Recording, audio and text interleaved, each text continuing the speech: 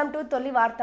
ప్రజల కోసం ప్రజల పక్షం. వార్తలు చదువుతుంది మీ మాధురి. కనిమెట్ట దగ్గరలో బొలారో ప్రమాదంలో గాయపడి చికిత్స పొందుతున్న వారిని పరామర్శించిన దేవరకద్ర మాజీ ఎమ్మెల్యే ఆల వెంకటేశ్వర్ రెడ్డి. వనపర్తి జిల్లా దేవరకద్ర నియోజకవర్గం కొత్తకోట మండలం బూత్కూరు గ్రామానికి చెందిన దాదాపు 40 మంది రోజువారీ కూలీ పని మీద బొలెరో వాహనంలో వెళ్తుండగా ప్రమాదవశాత్తు మార్గమధ్యలో కనిమెట్ట గ్రామం వద్ద అదుపు తప్పి బోల్తాపడి బూత్కూరు గ్రామానికి చెందిన కూలీలు గాయపడ్డారు.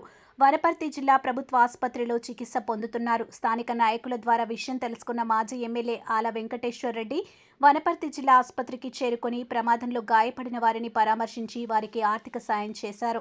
డాక్టర్లతో మాట్లాడి వారికి మెరుగైన వైద్యం అందించాలని కోరారు. కొంతమందికి అత్యవసర చికిత్స కొరకు పాలమూరులోని ఎస్వీఎస్ తరలించడం జరిగింది. మాజీ ఎమ్మెల్యే ఆల వెంకటేశ్వర్ రెడ్డి ఎస్వీఎస్ ఆసుపత్రి డాక్టర్లతో ఫోన్లో మాట్లాడి గాయపడి చికిత్స పొందుతున్న వారికి మెరుగైన వైద్యం అందించాలని కోరడం జరిగింది. మీ తొలి వార్త న్యూస్ ని సబ్స్క్రైబ్ చేసి లైక్ చేసి షేర్ చేయండి.